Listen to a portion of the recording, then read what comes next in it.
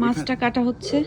আচ্ছা, মাছটা কিন্তু 1 কেজি ওজন হবে, বুঝছো? এটা ডিম হবে না, সেটা তো জানি না। ডিম না হলে ও বেশি মোটা, বেশি মোটা, এত মোটা মাছ না, খেতে না, ভালো না। লাগে না। নইলে মাছের ভিতরে কিচ্ছু ঢুকে না। এটা বেশি মোটা, না এটা ঠিক আছে। এটা হুম। আমার কাছে কিন্তু ইলিশ মাছ কাটতে খুবই এনজয় করি আমি, বুঝছো? এর একবার না একটা বড় বোয়াল মাছ নিয়ে আসা হয়েছিল না, ওটা কি মাছ ছিল?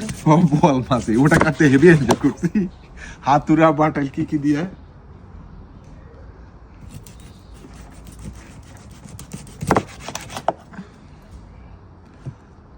বাট মনে হচ্ছে মাছটা ভালো হবে। আমি কিন্তু চাকুতে ধার দিছি নিজে নিজে।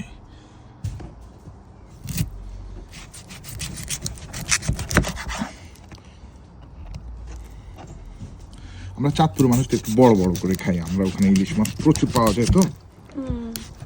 এখান থেকে তো এত এরকম ইলিশ মাছ খাইতে পারলাম না, শুধু পুঁটি মাছ আর ছোট মাছ ছাড়া। তুমি ইলিশ মাছের সিজনে যাও না তো, তুমি তো ও, আচ্ছা। অসময়ে যাও।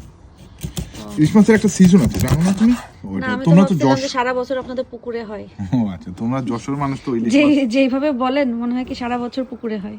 সেটা সারা বছরই মাছ পাওয়া যায়, বাট